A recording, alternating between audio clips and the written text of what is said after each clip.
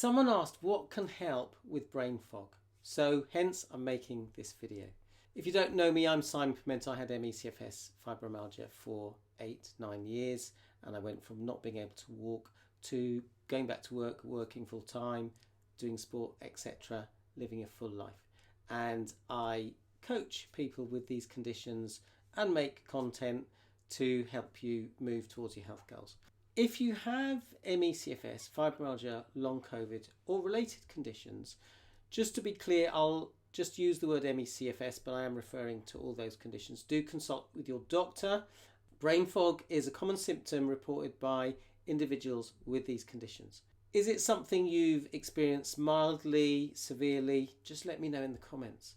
If you're newly diagnosed with any of these conditions, then consider that the exact cause of these conditions is not fully understood. There's no diagnostic test for the diagnosis of CFS. Obviously, if you've got COVID, there is a test for that. The causes of brain fog may be multifactorial.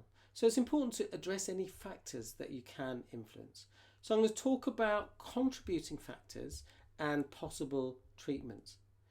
So one factor that may drive brain fog is sleep disturbances. People with these conditions often report poor sleep, disrupted sleep patterns. So it's important to work on your sleep hygiene, establishing a consistent sleeping pattern, and addressing any issues that are affecting sleep. If you'd like me to post a video on strategies for sleep where I go into that in more depth, then comment sleep below this video. Second factor is nutritional deficiencies. Deficiencies in certain vitamins and minerals, vitamin D, B vitamins, iron, can contribute to cognitive dysfunction. So a balanced and nutrient-rich diet is important. Consider that there are around 300,000 plants that we can eat, but most people have only a small variety.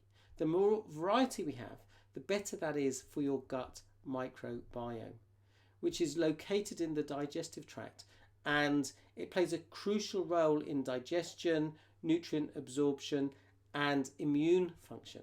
So it may be that supplements can help to address these deficiencies, but consult a practitioner who is an expert in this area. Okay. Next driver of brain fog can be inflammation. We know that chronic inflammation is associated with chronic fatigue syndrome, including inflammation in the brain. And this can affect cognitive function.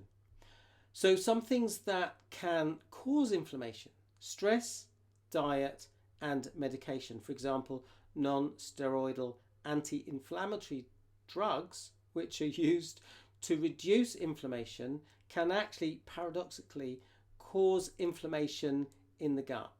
There is discussion as to whether candida and leaky gut can drive brain fog. There's not enough scientific research on these issues, and these conditions aren't recognised by the medical community. I was diagnosed by a medical doctor with a degree in nutrition as having those conditions, and certainly the treatments, my observation is that they did help with the brain fog and actually helped my general functioning, but I still wasn't well. Certain antibiotics are associated with inflammation. Okay, so treatment, anti-inflammation strategies such as dietary changes, stress management. For example, there's research that show that certain diets actually have anti-inflammatory effects. So for example, the Mediterranean diet, anti-inflammation diet, some people follow a keto diet.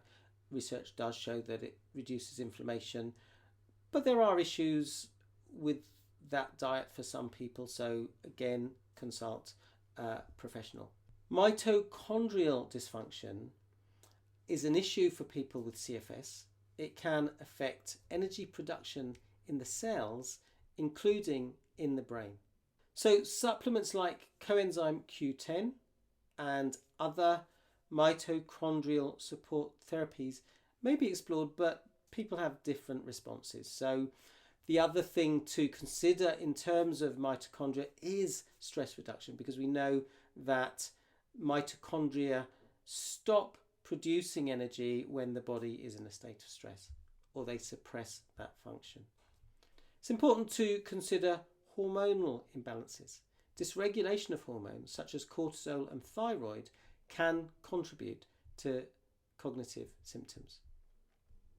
Hormonal dysregulation is often observed in individuals with CFS.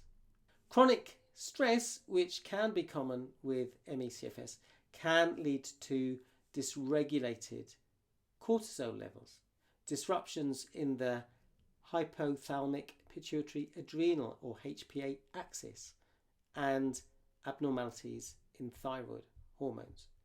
So dysregulation of the HPA axis is often implicated in ME/CFS.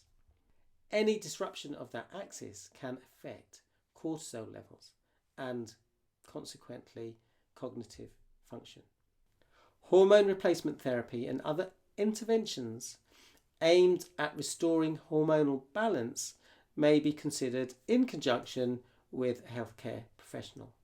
And it's important to address stress.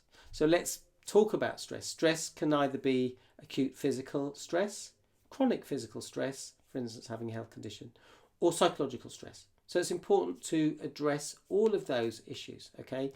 If psychological stress is a factor, it's important to address that because psychological stress can disrupt sleep. It can cause inflammation.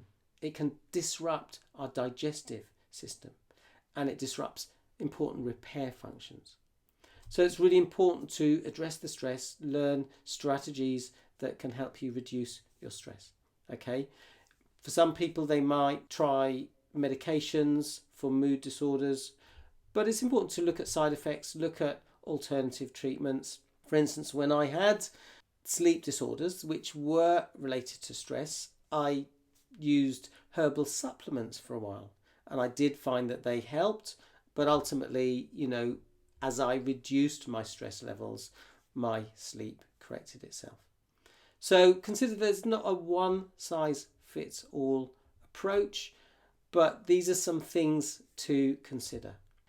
Consult with a healthcare professional before starting any new treatment or making significant changes, especially if you are on medication. The work I do is focused on stress reduction. If you'd like a free 30-minute consultation where we identify some of your stresses and some strategies to help you move forward, then comment free below. Happy to have a chat with you. There's no obligation to be a client. I do 3 of those sessions every week. Okay. So I'd love to know what resonated. What's one action that you could take? So do leave a comment. Do subscribe if you found this video helpful and would like to be notified of more content. Hit the notification button. I am going to be doing a webinar with Dr. Ellie, Stein, medical doctor. I'm going to be talking about how we can use stress as an ally. So the session will be taking place on Thursday, the 14th of December, 2023. So I'll put the link where you can sign up for that below this video. If you've got any questions, get in touch. If you'd like more free content, do join my Facebook group. Again, link below.